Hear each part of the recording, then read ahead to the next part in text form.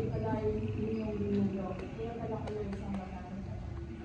Kaya nga hindi namin inakala na ang mundo sa likod ng bahay ay magpapakita ng tunay namin pinangalan. Ang ating pamilya ay may karangalan. Karangalan natin ipagpatuloy ito. Gusto ko maging katulad ni Don Rafael. Yung handang tumulong sa kapwa. Ako din po, hindi na po ako takot sa dilim kasi alam ko na po ano may liwanag sa likod ng bawat pinto. Tama yun, tama yun. Maraming salamat, Pamilyang De La Cruz. Maraming salamat. Dahil sa inyo, ang inyong natuklasan ay kayamanan hindi nasusuka. Maraming salamat.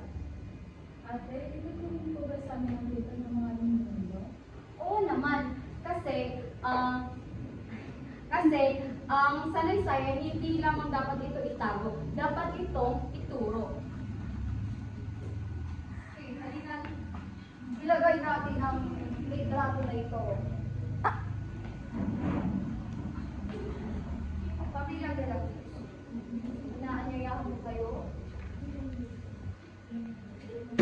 Mabuhay ang Pamilyang De La Cruz! Mabuhay!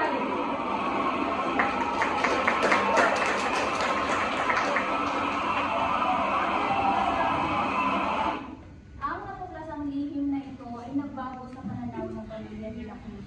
Naging inspirasyon sila nito upang maging mabuting halimbawa sa kanilang komunidad at ipinagmamalaki ang kanilang pinagmulan.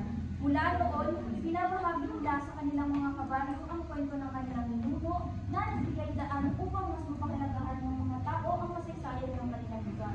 Ang katagpuang lihim sa likod ng ito ay naging simbolo ng koneksyon sa kanilang paharaan at pagkakatutunan bilang isang pamilya. Yun lamang ang aking kasabi.